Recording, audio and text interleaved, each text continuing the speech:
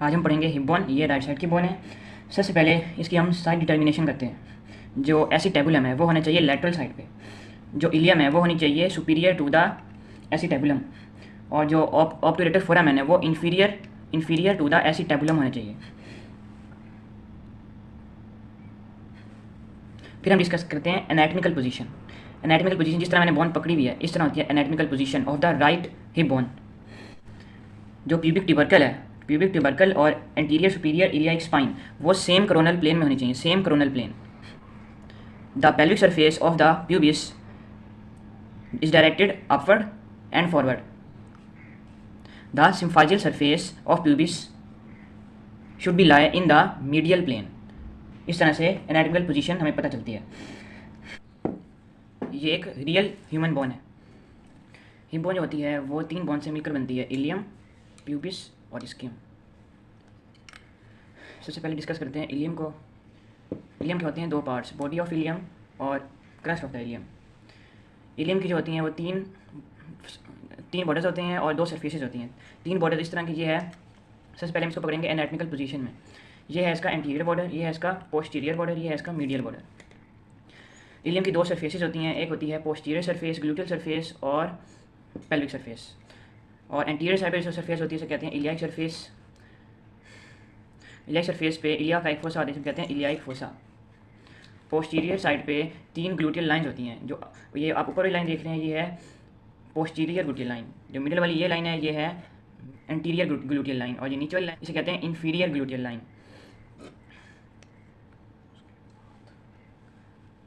ये है acetabulum.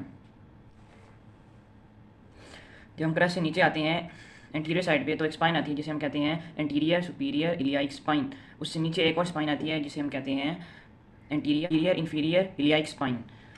Posterior side पे जब हम क्रस्ट से नीचे आते हैं तो एक स्पाइन आती है जिसे हम कहते हैं पोस्टीरियर सुपीरियर इलियाक स्पाइन, ये वाली। और उससे उसके नीचे greater sciatic notch. Posterior inferior iliac spine, उससे नीचे आती है lesser sciatic notch. Sciatic notch, greater sciatic notch, lesser sciatic notch. Crest के 2 पार्ट होते हैं, एक होता है डोर्सल पार्ट 1/3 डोर्सल पार्ट और एक होता है 2/3 ventral part of the crest of ilium. इस राउंड स्ट्रक्चर को हम कहते हैं एसिटेबुलम। जो इलियम होती है वो 2/5 ऑफ द एसिटेबुलम बनाती है और जो प्यूबिस होती है वो 1/5 पार्ट बनाती है और जो स्कियम है वो 2/5 ऑफ द एसिटेबुलम बनाती है। अब हम डिस्कस करते हैं प्यूबिस। प्यूबिस के 3 सरफेसेस होती हैं और 3 बॉर्डर होते हैं। ये है एंटीरियर बॉर्डर, ये है पोस्टीरियर बॉर्डर और ये है ये वाला, ये है इंफीरियर बॉर्डर।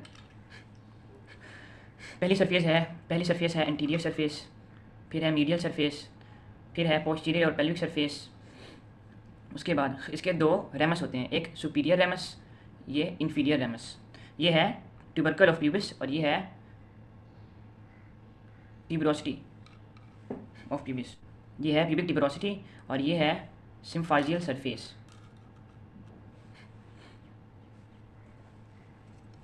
ये जो मीडियल सरफेस है इसको हम कहते हैं पेक्टिनियल सरफेस और जो पोस्टीरियर बॉर्डर है इस पोस्टीरियर बॉर्डर को हम कहते हैं पेक्टिनियल लाइन। जो एंटीरियर बॉर्डर है उसे हम कहते हैं ऑब्टूरेटर क्रस्ट। जो इंफीरियर बॉर्डर होता है वो होता है शार्प। एंटीरियर बॉर्डर और पोस्टीरियर बॉर्डर के दरमियान जो सरफेस है उसे हम कहते हैं ऑब्टूरेटर सरफेस।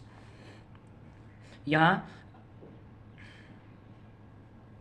स्कियम और प्यूबिस के दरमियान में एक रेमस होता है जिसे हम कहते हैं इसको प्यूबिस रेमाए, यहाँ से शुरू होता है। अब हम डिस्कस करते हैं स्कियम को। यह है स्कियम का लोअर बॉर्डर, ये है अपर बॉर्डर। इसे हम कहते हैं एंटीरियर बॉर्डर, इसे हम कहते हैं पोस्टीरियर बॉर्डर, इसे हम कहते हैं लेटरल बॉर्डर। ये जब ये स्ट्रक्चर नजर आ रहा है ये है स्कियम ट्यूबरोसिटी। इसकी 3 सरफेस होती हैं, ये है डोर्सल सरफेस, ये है एंटीरियर सरफेस और फिमोरल सरफेस। हम कहते हैं फिमोरल सरफेस और एंटीरियर सरफेस।